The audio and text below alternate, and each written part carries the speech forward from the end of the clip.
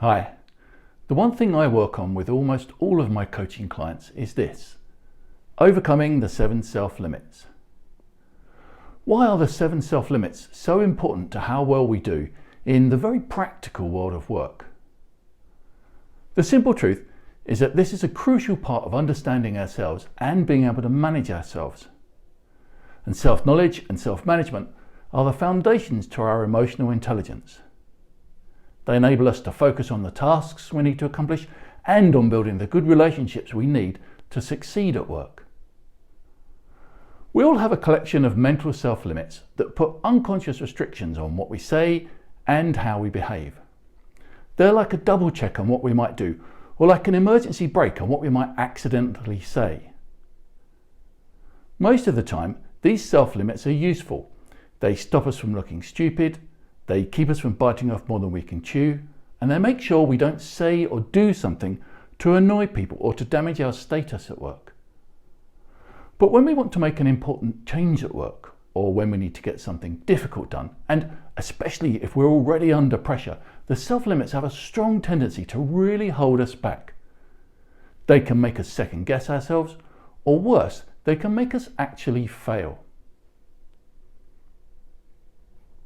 My name is Nick Robinson, and this video is the introduction to my program, Overcoming the 7 Self-Limits. We know how people can suddenly lose their confidence or become their own worst critic. This program will explain why that happens and what to do about it.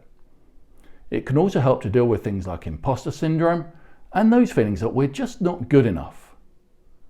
If you've ever felt that you don't have the time or resources to do what you want to do, or had that sense that everything is already stacked against you so that you've probably failed before you even start, this program will help. Was there a time at work when you should have been bolder and spoken up, when you should have taken decisive action, but instead you stayed quiet and you didn't act? That's a self-limit. Or maybe just the opposite, because for some people the self-limits can make them be much too aggressive or way too pushy, just at the wrong times. There's often a self-limit behind our overreactions too. So this program of short videos will tackle each of the 7 self-limits. We'll look at how to spot when a self-limit is happening and how to work out what to do about it. We'll make sure that you know when to keep the useful parts and also how to take back control when you want to. Please make sure you hit like and subscribe or follow me to make sure you don't miss an episode. And from April 2023, I'll be leading a group coaching course you can take if you want to go further. Look out for the sign-up link to that too, please. If there's an important change you want to bring about, this program can help make sure you don't lose your confidence or sabotage yourself before you've even started. If you're facing a challenging situation at work, it'll make sure you can deal with any doubts and self-criticisms that might get in the way of success. And if you're already under pressure, it'll help to get you out of a rough patch and make sure you don't get into the habit of making things worse, both in what you do and in how you relate to other people. In the meantime, try this simple exercise.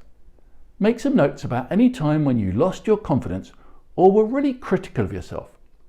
Perhaps you held back from doing something important, or maybe you really overreacted. Just make a few notes about what was going on. In the next session, I'll talk about how to use this program and what to expect, as well as some of the tools and techniques we can use. My name is Nick Robinson, and I help people to deal with demanding situations at work. Please remember to like, subscribe, and to follow this series, and to look out for the sign-up link to my group coaching course if you want to go further. See you next time.